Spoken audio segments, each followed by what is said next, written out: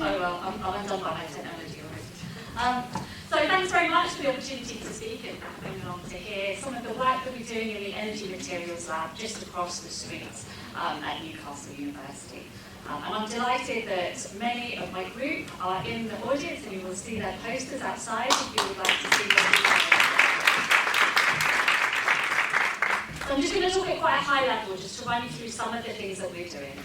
So a lot of the work that we do is based on making principal photovoltaics, so that we can address the challenges around generating power at low cost across the world, but also how we can do this in a sustainable way and how we build in earth-abundant materials and sustainable supply chains right from the development stage. Also how we're addressing storage by way of using sunlight to generate fuel. And then how that work is underpinned a little bit with some of the theory and the detailed photophysics and spectroscopy. So this is what motivates me to do my research. So we have a big challenge that by 2050 we are committed to reducing all of our greenhouse gas emissions so that we can have net zero emissions by 2050. So we can do that using existing technology, but at some point this is going to come into conflict with the fish, the birds and the food. So we need to think about what ways we can harness to generate power without causing harm. Unfortunately, we have a huge nuclear reactor in the sky that can generate more than enough power to meet all our demands. But how are we going to address this in a really quick time? So the work that we do in my lab is changing the way that we think about generating power so that we can meet this demand while new energy users come online in the coming decades, so that we can all live and enjoy a high quality of life. So the work that I started some time ago now is based on the dye-sensitized solar cell, and this is one way of using sunlight to give power in a totally different way to the that you're used to. So these devices look very different compared to crystalline silicon that you see on rooftops and fields, right? And they're more akin to sort of batteries, so they're an electrochemical device. Sometimes they're liquid in between, shuttling charge between two electrodes, and light is captured by a molecule in this system, and that drives charge separation and power in the solar cell. And the good news is that these are really easy to make. We can print them on a range of different substrates. We can make them brightly coloured, so people want to have them, maybe on the facades of their buildings, like here at the EPFL Conference Centre in Lausanne, where this technology is pioneered. And we don't need really high-tech kits or raw materials to do this. So this is one way of deploying technology really quickly. But unfortunately, the performance is a little bit behind that we can enjoy with crystalline silicon. So chemists like me and my group are looking at ways that we can improve this system. One of the ways that we like to think about the work we're doing is thinking about stability. And you will have noticed that on those solar cells in EPFL, they're all made with brightly coloured dyes, a little bit brown. So if we can take out this component in the middle that's based on iodine and replace it with a solid state whole conductor based on an organic molecule like this, then we can have a stable system which can give us those brightly coloured devices. And this is a concept car where they're applying this with these dye-sensitized solar cells on the roof and the equivalent technology and OLEDs on the inside for light. Now, you haven't seen these cars, so this needs a bit of development work. And so if you look at Emma's poster outside, you can see how we're developing better whole conductors to improve the performance. And we're also, you'll see Luna's poster where she's making better dyes and electron transport mediators to try and get more power from these devices. There's also a new wonder material. So since I started my career, we saw a new type of technology come into the research arena based on this wonder material known as the lead halide perovskite. Now, this is based on salt, which crystallizes in a particular form that gives us very different light-absorbing and charge transport properties. So we can make very thin film solar cells from this material, and they use 1,000 times less material than silicon for the same performance. So already things are getting very exciting in terms of how we need resources. It gets even better. These materials spontaneously form. So you can get the equivalent of gallium arsenide with no energy input, and they just spontaneously form as you drop them onto your material. So that's very exciting, and you can see Oman's work outside in this area, and also Nash's work developing new perovskites and materials to go into these devices. So you can see already, I've given you examples of many different emerging PV technology. So how do we know which one falls in it? Well, it would depend, okay? There will be a different solution, perhaps from outdoors compared to indoors, from the UK to Saudi Arabia. So how are we going to know which is the technology that we want to invest in? So that's what we're doing in what we call the Vital Living Lab. And this is a partnership between Newcastle University and the Royal Air Force in an airfield just down the road at RAF Leeming. Now at Leeming, they have very, very ambitious net zero targets.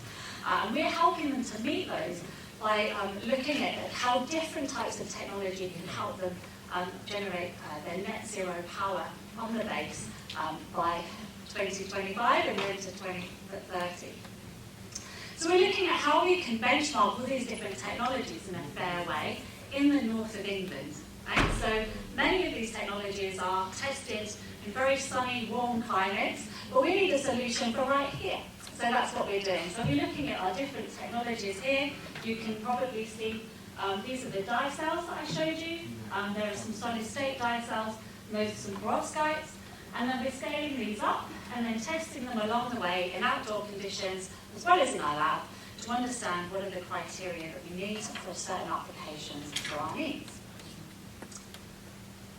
So another thing that we can do is we can put these solar cells on any kind of substrate that we choose. So one way that we're looking at this is putting these onto foils, and that enables us to have a lightweight device that actually works under a range of light conditions, whether it's in the shade or in full sunlight.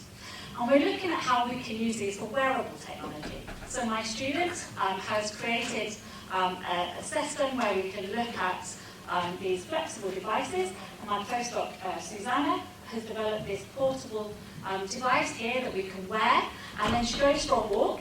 This is us somewhere over here, and then we can walk around Eldon Square and Granger Market, going indoors and outdoors, and then past the football stadium here.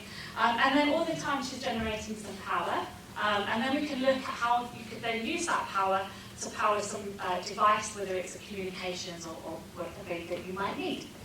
So we're always collecting data that we can help us make better devices and then look at different applications. But what about sustainability, okay? So we're also thinking about how we're going to be able to have all the materials that we need to be able to deliver all of this technology that's going to make our lives more sustainable. So we're also looking at what do we do about incorporating sustainability right from the start. So by 2050, there could be 70 million tonnes of photovoltaic waste. So we could be causing another problem by solving one. So we're looking at how we can use recycled materials and how we can make our devices recyclable. So there's a company that is being established just up the road in Sunderland that's going to process thousands of tonnes, well, hundreds of thousands of tonnes of tyre waste each year. And we're looking at how we can take carbon from that tyre waste and incorporate it into our systems. So you cannot bury a tyre anymore because of the obvious consequences of polluting water, and also there's no landfill left to it. If you burn it, you're going to obviously generate a lot of CO2. You also generate about the equivalent amount of CO2 every time you make the carbon material that goes in the solar cell. So let's think about how we can address two problems and create an opportunity. So as I told you, there's more than enough power that we need from the sun. There will be creating a huge problem with waste. We've also got this partnership with one of the biggest carbon emitters in the UK, but also owns quite a lot of the land in the UK. So let's use this and put this kind of question into our framework. And that's what we've done. So we've got a concept, we're now making a prototype to find a solution to many problems that will create a better opportunity for us. And this is our triple mesoscopic stack. It's a very complicated word, but something that's very easy to make. So we print these layers of material, the carbon is on the top, and then we infiltrate our perovskite absorber into that. Very straightforward to make this ink, print it, infiltrate it with the absorber, and we have a solar cell. And we found that this recycled material is actually better than the virgin material. So you never know when new opportunities might come around. So I've told you about power, But obviously, as you can see, the sun doesn't shine all the time, and then we have quite different environments between summer and winter. So how can we store this power? Well, as a chemist, we have been looking to nature for a very long time. And over a century ago, there were pioneers like Chan and his rooftop lab in Italy. That's my dream, is to have this lab in Newcastle. And he motivated us to think about how we can use nature to inspire us to find a solution. And that's what we call artificial photosynthesis. So we can put our solar cells into water and use sunlight to generate clean fuel, hydrogen, that when burned can just reproduce water at the end.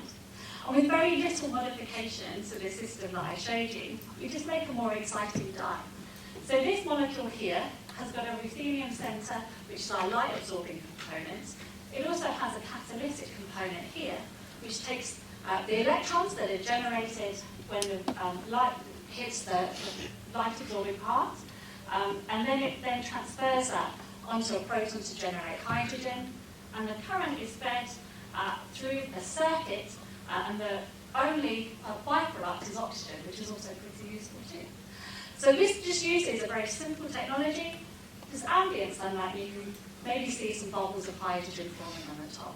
And then we feed that hydrogen into our gas chromatography kit that shows how much hydrogen we're producing, and this is measuring the current at the same time. You can see differences with light on and off, so it's proving that all of this power comes from the sun, and all of that power generates hydrogen. So it's very efficient, but at the moment we need to optimize this system a bit more. But as a chemist, it doesn't stop there. Let's try something really difficult. So we've taken this system, and then we've changed the catalyst. And when you change the catalyst, you can change the product. So in this system, we've taken a solar cell, put in this photocatalyst on the surface. We're fed in carbon dioxide, and from that we can generate carbon monoxide. So we select completely selectively as well, so very little hydrogen is being produced. And that's the beauty of chemistry, right? We can tune the products that we want through tuning the structure on catalysts. Now, it's not as efficient as we would like. As I said, it's a really hard reaction to do with light. So we're understanding how we can improve it, and we're using state-of-the-art experimentation to do that. So this is the data that we get when we shine a laser light on our solar cells, and we can measure what happens electronically and at an atomistic level using infrared at different time delays after we excite with a laser. That gives us like a movie of where all the energy is going and where the electrons are going in the system. From just femtoseconds after light hits the solar cell to the second domain where the products are formed and go into the GC. So we've just been awarded £1 million from UKRI to have the first microscope to do this, so we can do this on working devices under real conditions. That's really exciting. So then my last example that I want to give you is how we can then think about the wider chemical industry. So chemistry is really important to our economy in the UK, I'm sure it is for you. So, but one of the challenges that we have is while we enjoy all of the products that we make, only we have to think about what the consequences are at the end of life. So one of the startling statistics that we've learned is that only 9% of polymers have ever been recycled. So if we really want to create a just and sustainable future, we need to be able to close this loop and have a circular economy of carbon. And that's something that we're doing at the UKRI Centre for the Circular Chemical Economy.